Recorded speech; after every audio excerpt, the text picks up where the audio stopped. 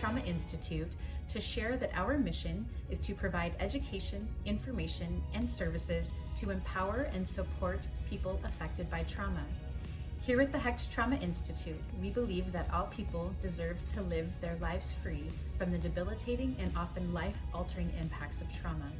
For more on our mission, vision, and values, I invite you to explore our website at www.traumainst.org. Thank you.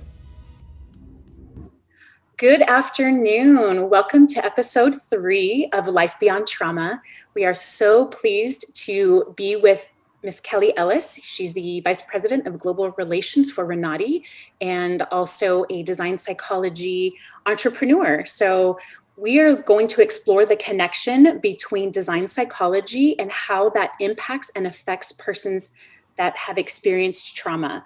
So Kelli, thank you so much for joining us today. We are so pleased that you are here with us.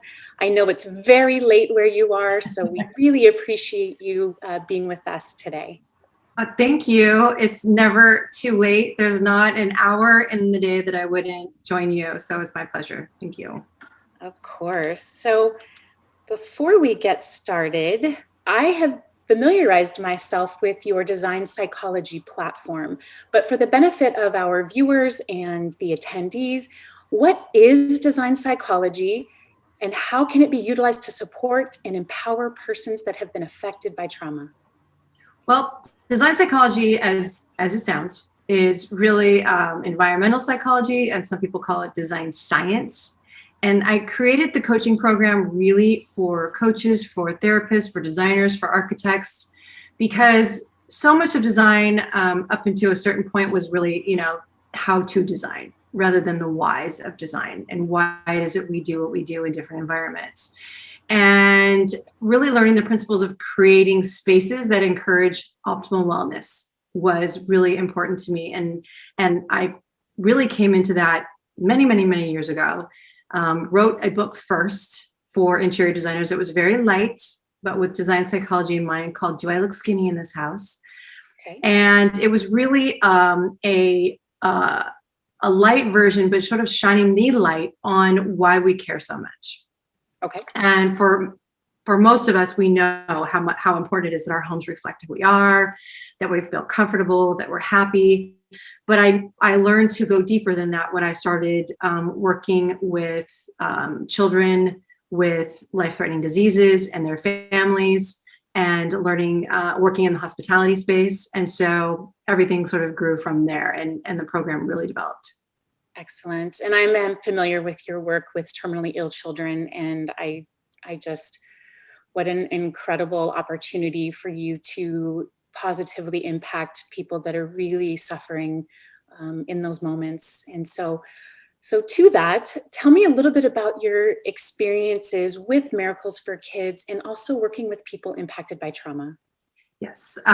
So as I mentioned, all of the application towards wellness and actual therapeutic design began with that project with Miracles for Kids. The CEO, Autumn Stryer, sent me an email at 2:30 in the morning, and I was awake, of course, also working on my computer at 2:30 in the morning. Of course. And yeah, of course, she was like, "You answered me," but it was a cry for help from her, and that she had founded Miracles for Kids, which was an organization in Orange County, California, that does an outreach to families that are in dire conditions, living conditions, because they have a child that has a life-threatening illness. And so she had found families living in garages. She found families living in, four people in one bedroom, because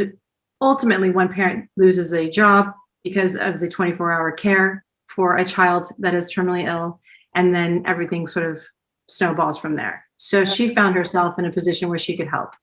And she had purchased an entire apartment complex in Anaheim near Chalk Hospital, which is where many of the patients were getting treatment. Sure. And she purchased this rundown apartment complex, and that's where the email came. She had seen one of my shows on HGTV, so I was lucky in that one of the episodes aired that night. She sent me an email. I responded very, very quickly, and I couldn't get on the board of directors fast enough. And so I was very lucky to spend 5 years on the board before moving to Spain now. But I really jumped in, 100% in helping these families, and really learned. I sat with them. I learned from them. I experienced what they experienced. I experienced loss. I loved many children, and together we, as the community of Miracles for Kids, we've lost many children, and some we haven't. But going through the process with these families taught me so much. So my design psychology program was once very light and just for designers, and it moved very, very quickly into a how do we design optimally for wellness and for health and for trauma victims, and helping them overcome what they have. And a lot of the trauma victims were, what I found was the family members and the siblings.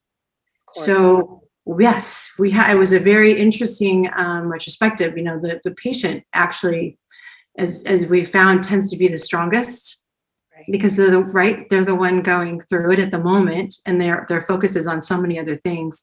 But the victims of trauma in the scenarios were the family members, and more importantly, the other children. Wow. So it was a huge learning experience for me to help guide the design of these apartments individually for each family, but also as a whole to encourage that wellness that we're talking about is so important. So what a powerful, powerful impact you've had on these families. And touching back for just a moment on the design and how that can help people feel safer and more empowered, what would you say if someone were to ask you, hey, I have this project, I am designing an office, I'm designing a bedroom, and I really want to make the residents and those that will be living and working in these spaces feel safe and empowered. What would you say to that? Well, as you know, safety is the number one thing that needs to be felt in any situation post-trauma. Number one, no matter where they are.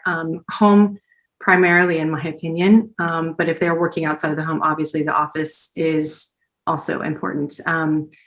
As we've seen in this life-changing year, home and office meant the same thing. And so we really had learned how important our environment was to our well-being more than ever in this last year. But to answer that question, one of the most important things that we have learned with feeling safe in a space is trusting your surroundings. And when you can trust your surroundings, you can see every point in the room, right?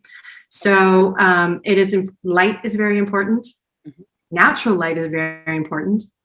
And these are very basic things, right? But when you start looking at a space and you start looking at the room, and you know that safety is of the utmost importance, then you need to understand where the doors and windows are in relation to sitting areas, sleeping areas, where do things occur? Where do you need to do your tasks? How much lighting is in those spaces? How many dark spaces are in a room in any given 24-hour time period? All kinds of factors like that. The wall color.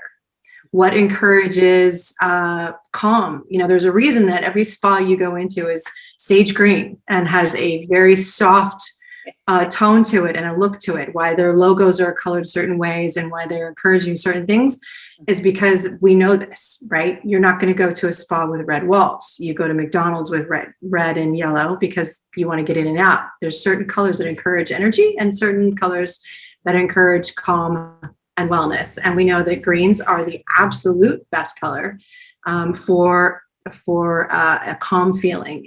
You remember years ago, the notepads in IE's green, light green color on notepads that would help relax your eyes. Well, we know that there's science to this and how we feel around certain colors. And if you want to feel a certain way, you change the wall color. Same with your task lighting, your LED lights. Some people are very affected by certain lights, as we know, right? So fluorescent lighting is a key in a lot of situations where people have seasonal affective disorder, or they have light trauma, where have to wear certain kind of glasses, where light coming from a computer was also really important, right? That we are affected in certain ways in certain times by ambient light and electronic light, which we know we don't do well. None of us turn off our devices, but that's a whole nother topic. Yes. But I do an exercise, and this is in the program. It's also in the book. But in the program, when I developed the design psychology coaching program, it was to help people understand these concepts in depth and understand how to apply them.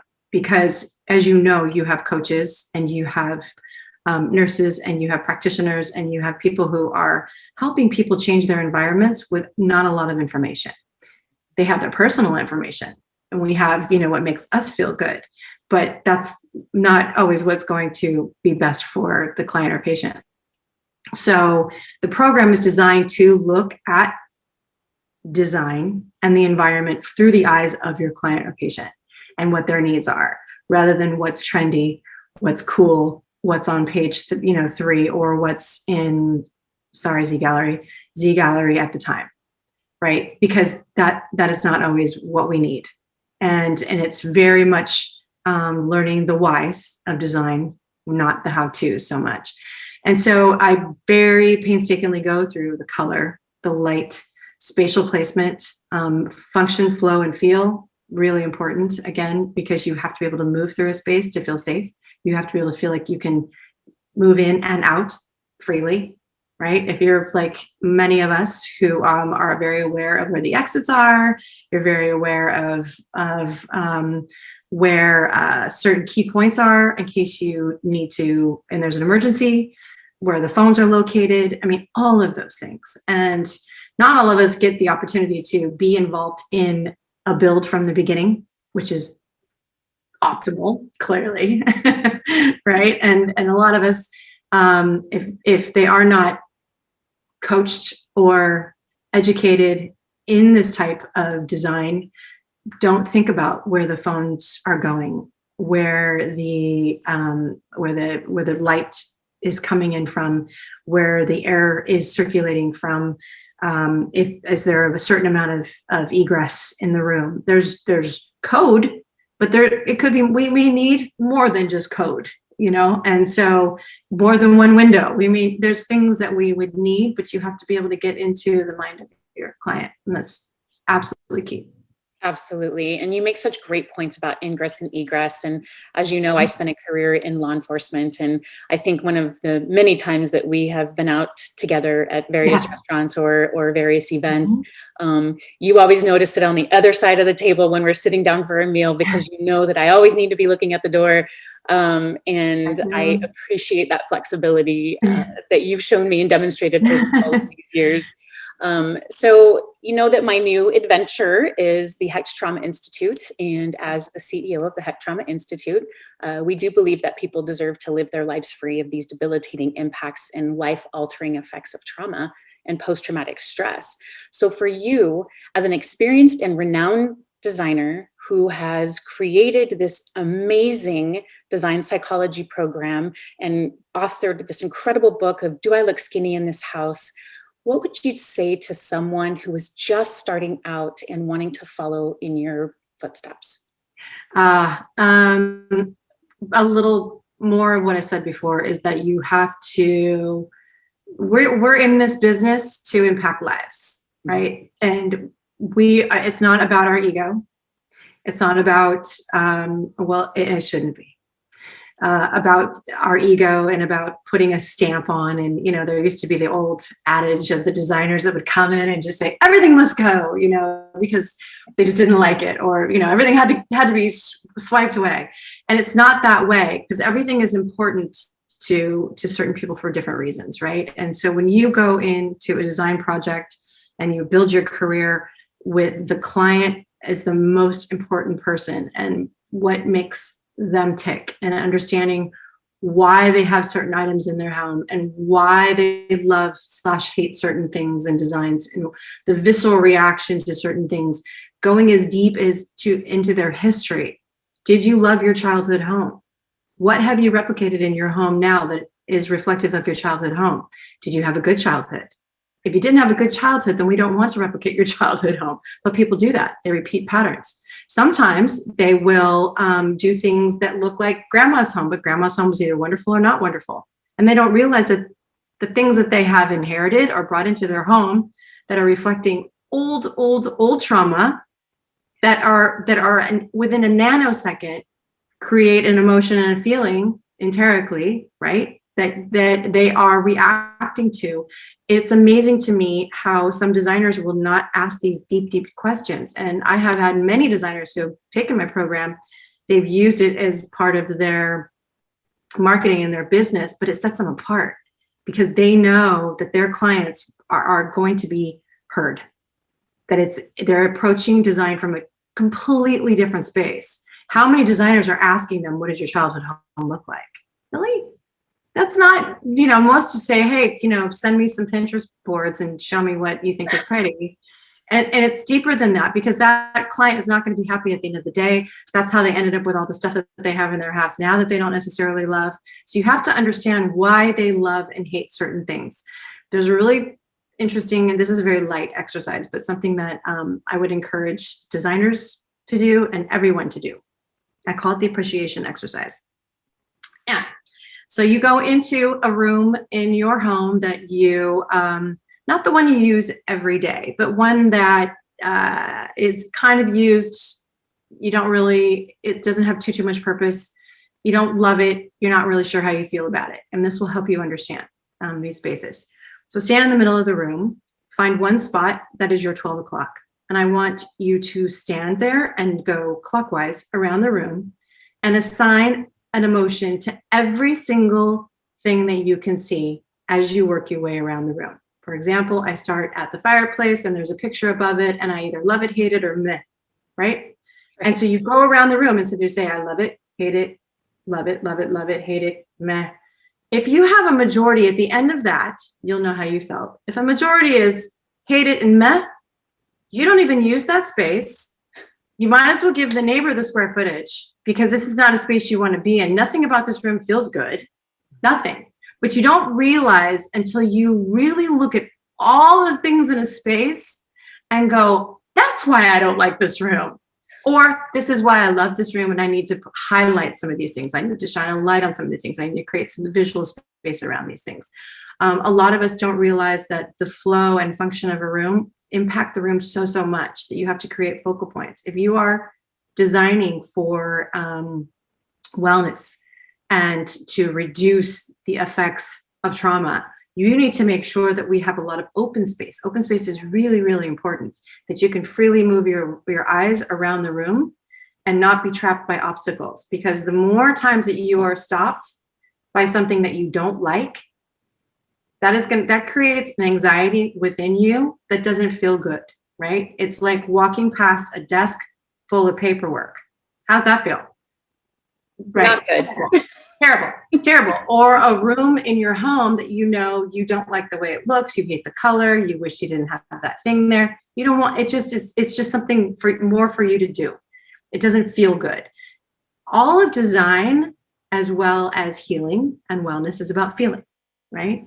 So for example, when I am doing hospitality spaces or all of the research that has been done in hospitals, we know that being able to see greenery, plants, some kind of water, some kind of open air feeling actually changes the body chemistry. You actually heal faster when you can see plants. So it's not an accident that people bring you a plant when you're in the hospital or bring you flowers when you're in the hospital, right? Because we know it feels good. There's a reason for it, right? So being connected, biophilic design is what it's called also in the program, because I have to discuss it. It's really, really important. Biophilic design and the healing properties of biophilic design are science. It is not made up. It's not something that we just went, oh, wow, that would be kind of cool to put a plant in the corner because it's going to fill up the corner. There's more to it than that, right? Even more than it's providing oxygen in the room. that we actually feel better and are more connected to nature. And a lot of designers know that, some builders know that, but when we really focus and are able to design with that intention of healing and creating well spaces, then we would go out of our way much more so to do that, putting ecological products in that really help your health, that help you breathe better. There are actually products for countertops that take in carbon dioxide and produce oxygen. Okay, can you imagine your countertops doing this? Yes, this would be fabulous. And to impart that kind of information to clients that are trying to heal, to let them know that every part of their home was made and created and designed for you to heal. Just hearing that you have somebody on your side who's creating a safe space for you and knowing what you're going through is step one, a big step, but a huge step one in creating that well space. Wow, amazing. Such incredible information. And I encourage everyone to go to Kelli at kelliellis.com and research the design psychology program. And are there any other links or sites that you would like for our viewers and attendees to know about? Everything is on kelliellis.com, Kelli with an I. Yes. kelliellis.com. It's all there. And everything was linked together and all the information is there and background information. And I'm just so proud of it. I'm so proud to be able to share it and hope that people really embrace it in their practices. It's so important. I'm happy to answer any questions if anybody has them. You gave out my email, so please use it, Kelli at kelliellis.com.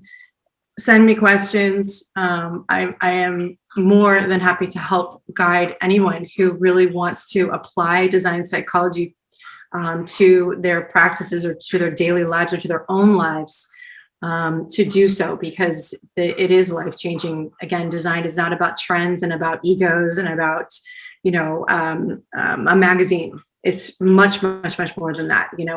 We've learned, again, in this last year, how important our spaces are, that they support us in so many ways. I used to laugh and say, our homes do so much more than they're just walls and doors. We have to raise our families in them, and we live in them, and we work in them.